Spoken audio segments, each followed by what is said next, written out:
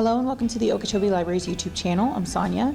November is Native American Heritage Month, and to celebrate that, we're doing a short video on a couple picks that we have here in our library that are either by Indigenous authors or that feature Indigenous characters.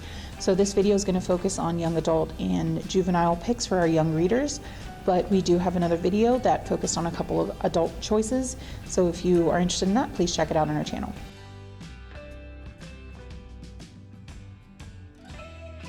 So to start our young adult picks, we have Hearts Unbroken by Cynthia Leidig-Smith. She's a very popular Indigenous author. This is her latest book about a girl named Louise. So Louise is dating this guy named Cam. She's on the school newspaper and things are going great until Cam makes a racist remark against Native Americans. She obviously has a problem with that, being Native herself, so she decides to focus on her work at the newspaper with her classmate Joey. They begin covering the story of the year, which is the fact that a teacher is recasting The Wizard of Oz. He's putting on the production, but he's doing a very inclusive and diverse cast, and some of the parents have a problem with that. They want traditional roles, they don't want any diverse casting in this. Lou definitely has a personal involvement in the issue because not only is she a diverse person being Native American, but her younger brother is also auditioning to be in the play. So as parents and teachers and kids get targeted for wanting to be in the play and for wanting to put on something different, it's affecting her personal family.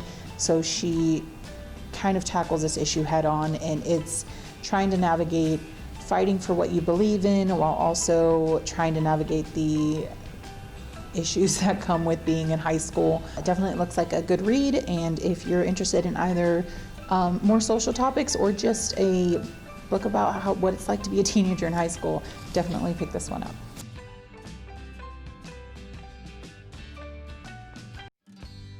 Our next young adult pick is The Absolutely True Diary of a Part-Time Indian by Sherman Alexie.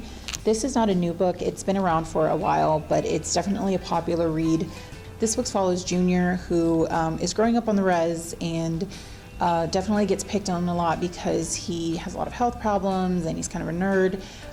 But he is determined to get a better education for himself. So he ends up attending an all-white school off the reservation. Some people view that as him being a traitor. Other people are at this new school aren't necessarily used to him. The summary mentions that the only other Indian at the school is the mascot. So this book is about Junior trying to make it through school where he's the only different one and deal with the issues that happen back home where people do feel like he is trying to get rid of his nativeness or his indigenous roots.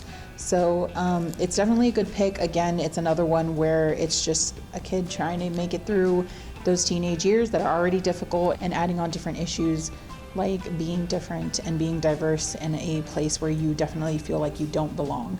So it's definitely a good pick for young readers, but it's also a good pick for any adult who is looking to read more diverse characters, but also wants to have a look into what it's like to be an Indigenous person in today's world.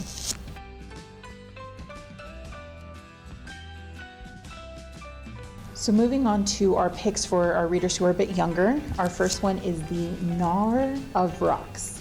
A person who gnaws on something. It's a hard word for me to say.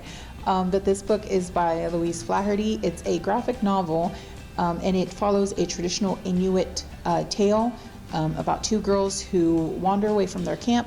They see a path of these beautiful stones, and as they continue on, each stone is prettier than the last.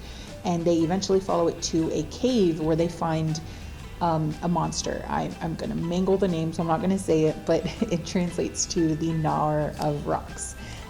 So like I mentioned, this is a graphic novel, so the illustrations are really, really well done. It is definitely described as a bit of a horror story. So this is definitely for the more juvenile age readers, but it seems like a really, really good pick for a traditional tale that's a bit spooky, but also just really well done.